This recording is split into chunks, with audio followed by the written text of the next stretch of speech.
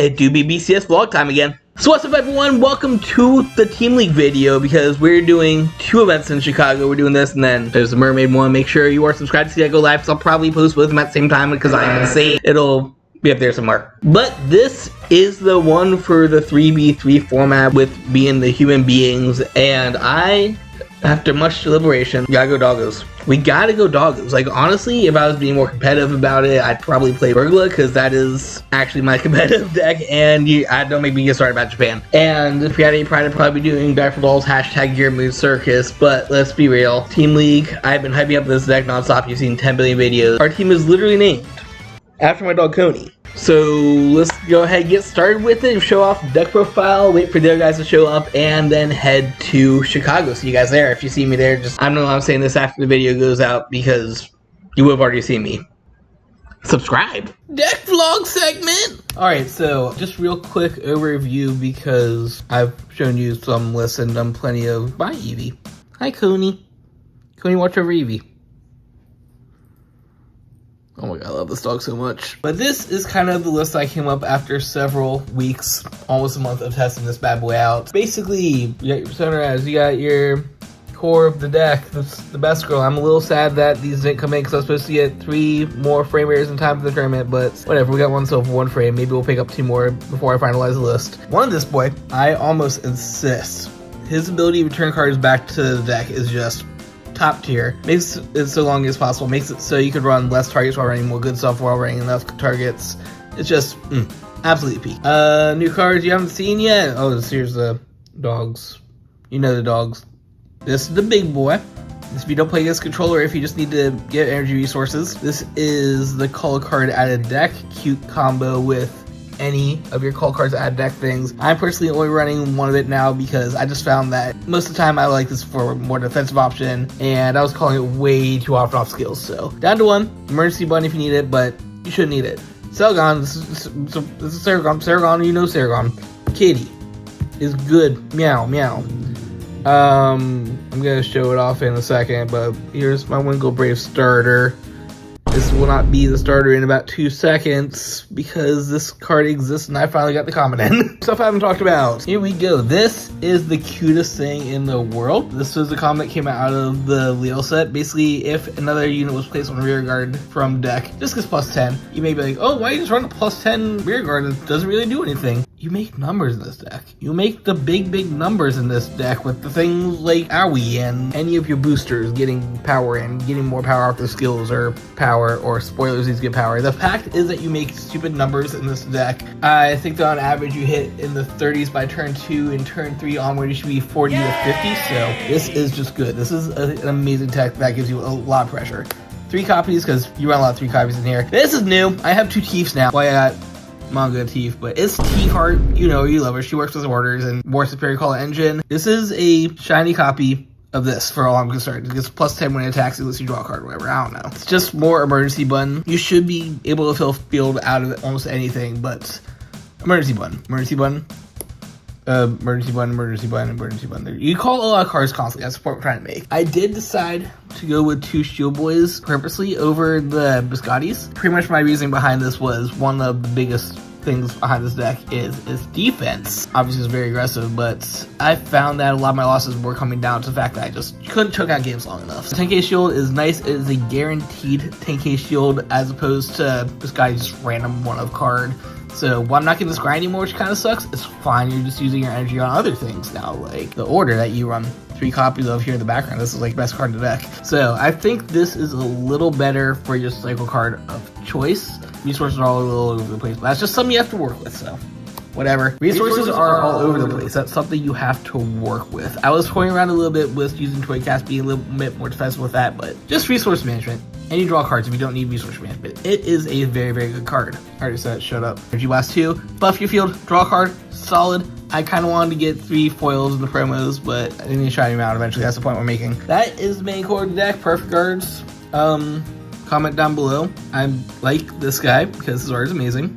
Gold Paladin is perfect card ever. However, so I don't know, it might be a funny tech one over for now, but you never know. Comment down below if you saw me in tournament which one of these perfect cards I was running. And I guess like last thing we need to break down here is a little bit of change in tree lineup. We did go with purple. Once again, the changes are all defensive because that's what struggles of the deck. Purple OT heals damage, calls a card. You're not always going to call the card, but just healing a free damage is great. Resets resources, make you survive a little longer. Same thing with sadly running Alpaca now as the 20k shield instead of the front trigger version of the doggo because, you know, more dog high beats are still running these guys. Don't worry about it.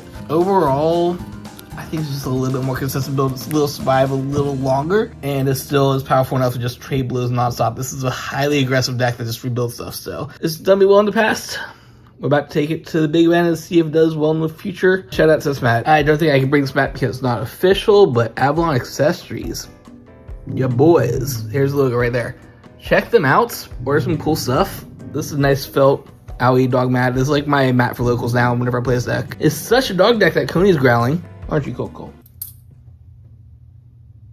That's what I thought. But sadly, it's not official one, so I'm probably, for legal reasons, gonna have to bring your girl Mega Me because Vanguard Day we won that best girl. Don't worry about it. Hopefully, I'll be able to use this though, at least. Nice little bonus that they gave me this and another JP version of it that I don't have on my hand right now, but you might see later in the video. Also, a sleeve.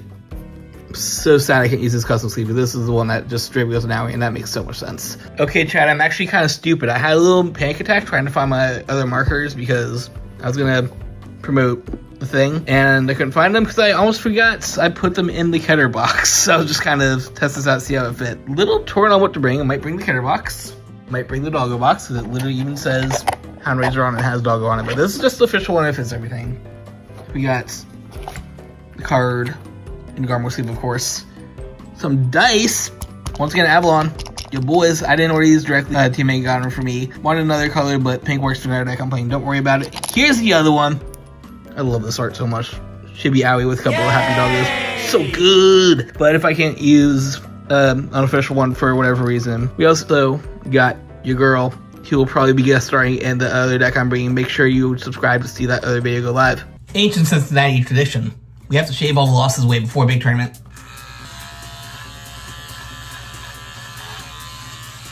Alright, chat. It's time to do the saddest but most necessary change that this deck needs. Farewell, Wingo Brave. This card is needed for one specific interaction that, like, I personally don't think it matters for, but oh no, slightly more efficient. Farewell, SP Wingo Brave. Hello, undercover thing. So, good morning from leaving this place. It's like 6 in the morning for some ungodly reason, even though the light's already bright. We got the team. Team showed up last night. We got Bottoms, you know, other person who is not usually on video, but will be. Coney's in the window. Hi, Coney. Yeah, we're gearing up, gonna head to Chicago, and yeah, it's like 6 in the morning, so I'm not gonna say much because I'm tired. It's too goddamn early, but we gotta get that try. Yep, yeah, something like that.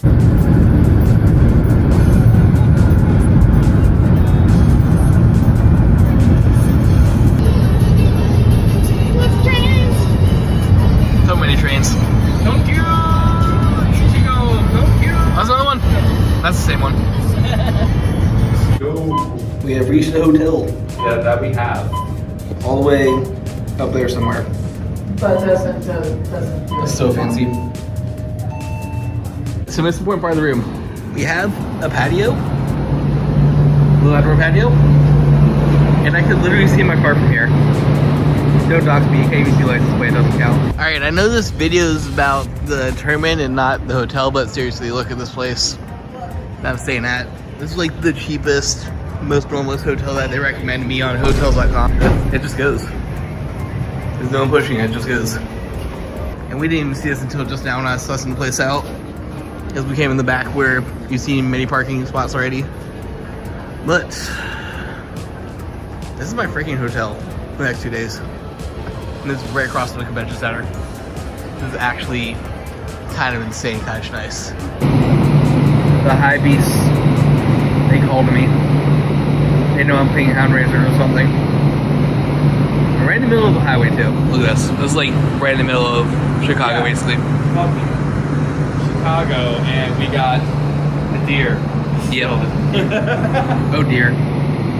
Alright, it's officially day 1, whatever the actual day is. I saw people right across the street, they're probably playing. We got the team over here. champions. You know it. You guys want to say what we're playing today, or we're just ruin that for later? We'll save it for later. That's what I thought. I mean, everyone knows I'm playing dogs. That's all that matters. Those got like 20 buses over there. I don't know. Construction. It's 8:30. It's give me that time. We are in. Spike check. It's just this. This is all that we get right now. Cool little lanyard. I'll get promo eventually. Alright, it's time to check out the vendors and stuff. So I may have made a last second financial decision. Shout out you boys there in Zephyr. He sent me some other stuff too, and I can't wait to test it out. By the way, it's got this in there. But yeah, last second, Max Rarity the deck. I was had that for one moment of truth.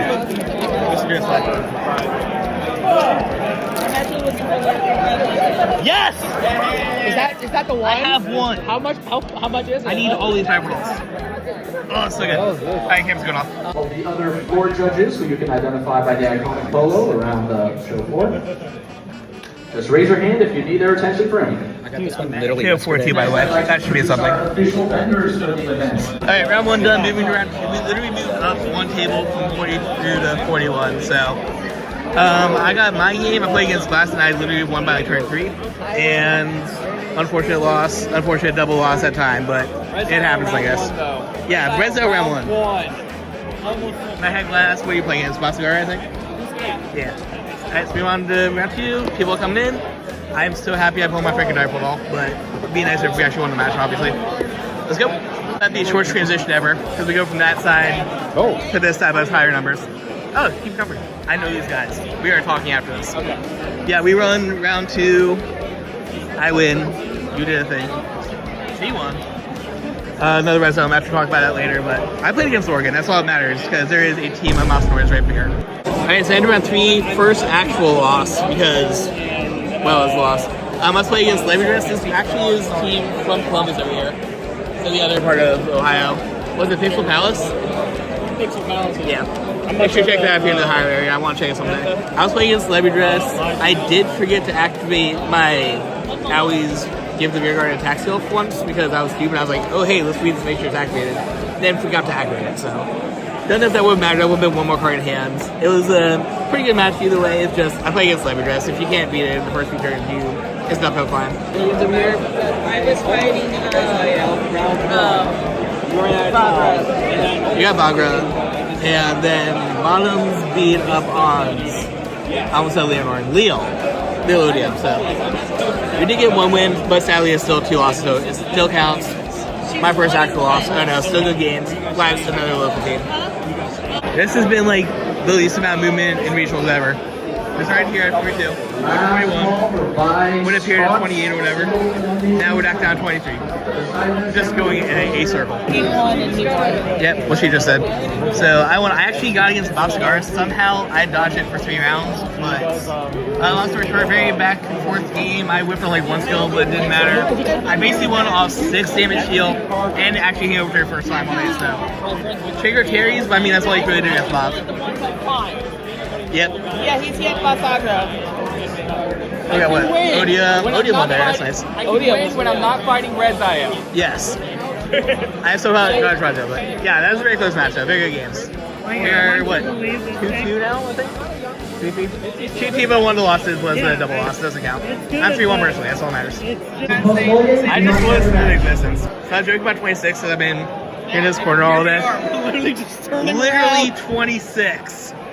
Alright, this one good. Hey, see guys, what's up? Okay. Alright, so end of round 5, I guess it is. That was, I'm just gonna do this because people are still playing. That was a complete loss for our team, unfortunately. We went up against, I had a second Bob Cigar up, which it's a coin flip, like I said. I mean, he had the triple trick moon boost, but no Vylors ready, so I had a chance, but I just couldn't survive the last attack. Loki was playing against Advent Guard, which is hilarious. I love seeing Advent Guard here. And I'm just walking outside, so he's probably sad. I'm not going to bother him right now, but it looked like he had Bagra? Dragon of Paradox? Yeah. It makes us X3. I'm personally X2.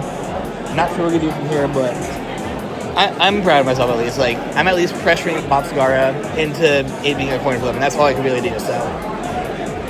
Behold, top 8. And then us. We could have topped, maybe. Hey, I mean, I went next too. One of our losses was a double loss from time thing, so that doesn't count. but like at the same time, the 2 resolves I lost against, I made them sweat this time. Yeah, same with me and Bob. I beat one Bob, the other one made him sweat. We did our job. Could have done better, could have done worse, it's fine. That's what they're going to come for tomorrow. Hey look, there's that one guy.